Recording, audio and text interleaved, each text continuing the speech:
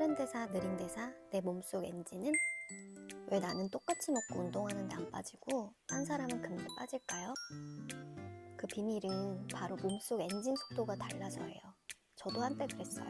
남들은 하루 만에 체중이 쑥 빠지는데 저는 몇 주를 버텨도 변화가 없었거든요. 내 몸이 문제인 걸까? 의지가 부족한 걸까? 매일 그렇게 스스로를 몰아붙였어요.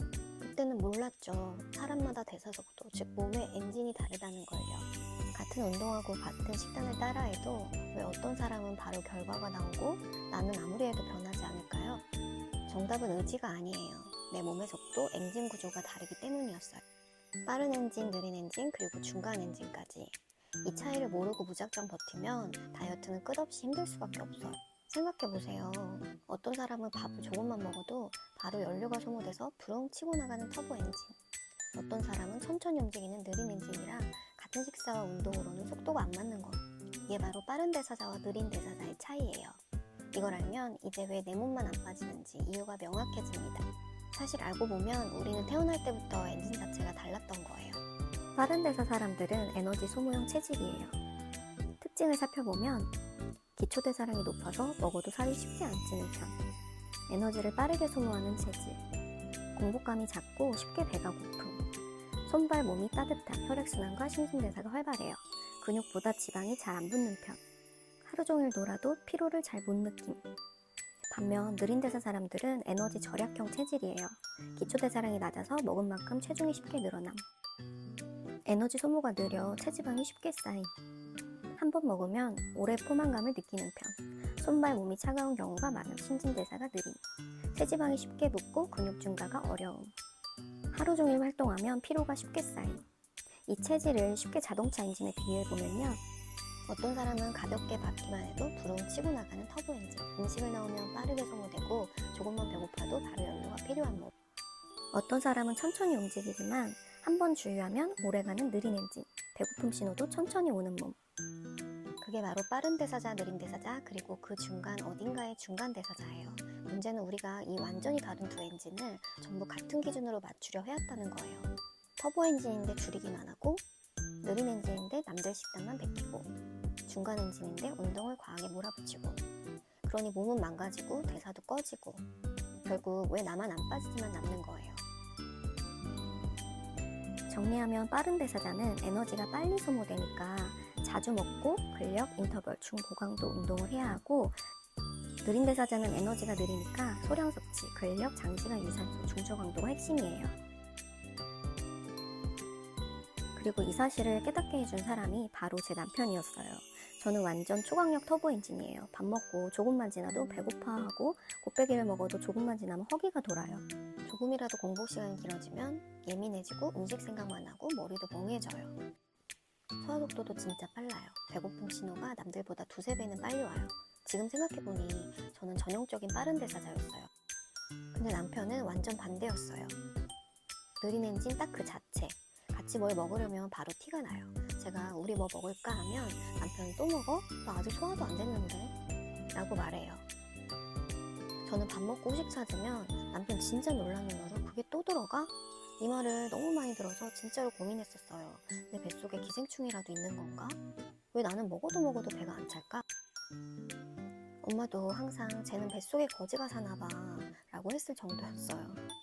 근데 그게 내 의지 부족도 아니고 식탐도 아니고 남편이 식욕이 없는 사람이라서도 아니었어요. 그냥 내 몸의 엔진 자체가 남들과는 달랐던 거예요. 그리고 그걸 알기 전까지는 저만 뭔가 고정한 사람처럼 태어난 줄 알았어요. 신랑이랑 너무 다르니까. 그리고 진짜 충격적인 건 대사는 타고난 30, 만들어진 70이라는 거예요. 어릴 때부터 잘 먹고 잘 뛰던 사람은 엔진 자체가 빠르게 태어난 거고, 천천히 배고프고 포만감이 오래가던 사람은 원래부터 느린 엔진이었던 거예요. 근데 성인이 되면 이야기가 완전 달라져요. 스트레스, 수면 부족, 다이어트 반복, 호르몬 변화, 이런 것들이 대사를 완전 뒤집어 버려요. 그래서 빠른 대사자가 갑자기 느려질 수도 있고, 느린 대사자는 더 느려질 수도 있어요. 그래서 이걸 모르면 다이어트가 진짜 힘들어져요. 느린 대사자는 조금만 적게 먹어도 몸이 바로 잠금 모드로 들어가요.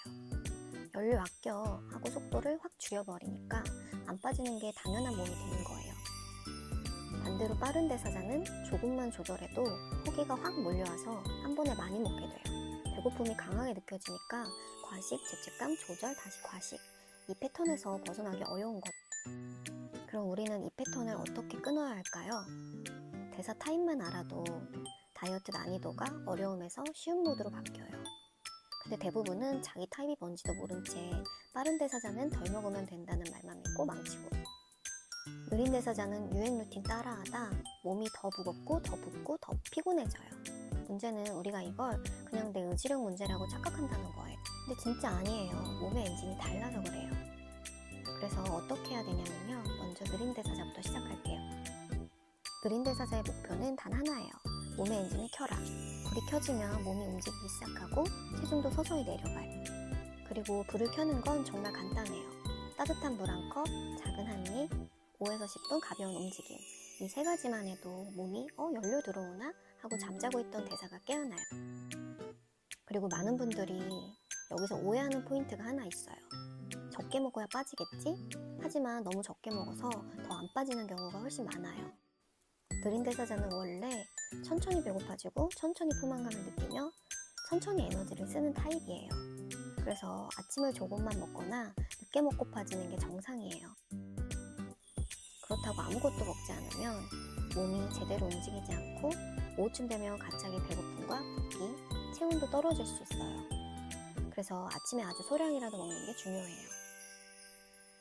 느린 대사자는 많이 먹어서 안 빠지는 게 아니라 몸이 깨어나지 않아서 안 빠지는 경우가 훨씬 많다는 걸 꼭 기억하세요. 빠른 대사자는 반대예요. 빠른 대사자는 이미 몸이 빠르게 움직여요.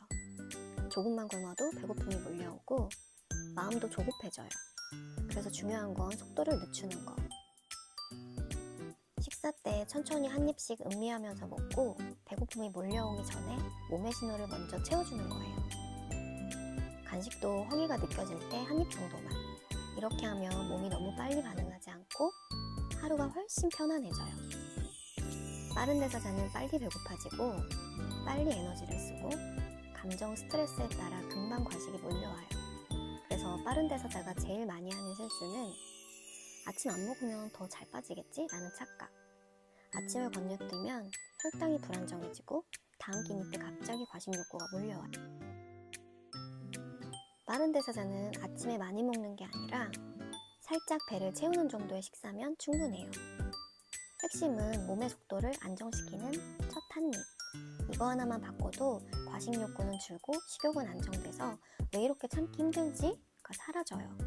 빠른 대사자는 먹어서 찌는 게 아니라 안 먹어서 과식을 하는 경우가 훨씬 많다. 이걸 딱 깨닫는 순간 진짜 편안해져요. 느린 대사자는 켜야 빠지고 빠른 대사자는 낮춰야 빠져요.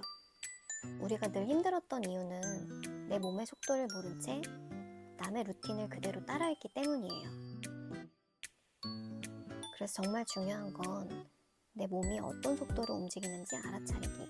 사실 느린 대사든 빠른 대사든 정말 중요한 건 내 몸이 어떤 신호를 보내고 있냐예요. 우리는 다이어트 할 때 먹어야 하나 말아야 하나, 이게 살이 찔까 안 찔까 이런 계산만 하느라 정작 몸이 보내는 신호는 다 무시하거든요. 근데 신기하게도 과식 욕구든 갑작스러운 허기든 몸이 먼저 신호를 보내요. 어떤 날은 아침부터 출출하고 어떤 날은 점심 넘어서야 배고프고 어떤 날은 평소보다 유난히 단 게 땡기고 어떤 날은 그냥 밥 냄새도 싫고 그날 몸이 필요로 하는 정도가 달라진다는 거예요. 저는 그래서 몸이 보내는 신호에 집중하고 있어요. 이렇게 몸의 신호를 읽으면 과식 욕구가 사라져요. 억지로 참는 게 아니라 몸이 원하는 만큼 자연스럽게 채워주는 거죠.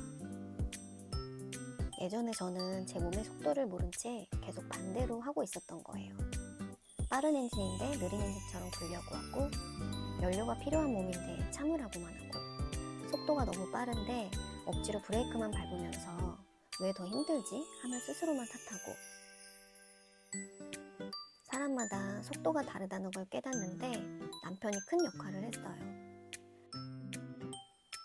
사람마다 속도가 이렇게나 다른데 나는 왜 내 몸한테만 무조건 따라오라고 했을까? 대사는 억지로 밀어붙여서 켜지는 게 아니라 내 몸이 보내는 신호를 제대로 듣는 순간부터 움직이더라고요.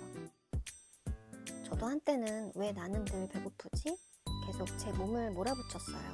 근데 내 몸이 이상한 게 아니라 그저 다른 속도로 움직이는 엔진이라는 걸 인정하는 순간 다이어트는 내 몸과 억지로 겨루는 게 아니라 내 몸의 신호를 귀 기울여 듣는 과정이 됐어요. 혹시 여러분도 왜 나만 이런 고민했던 적 있으세요? 그거 절대 이상한 게 아니에요. 우리 모두 각자의 속도로 각자의 신호를 보내고 있는 거니까 오늘은 내 몸의 속도를 믿어주세요.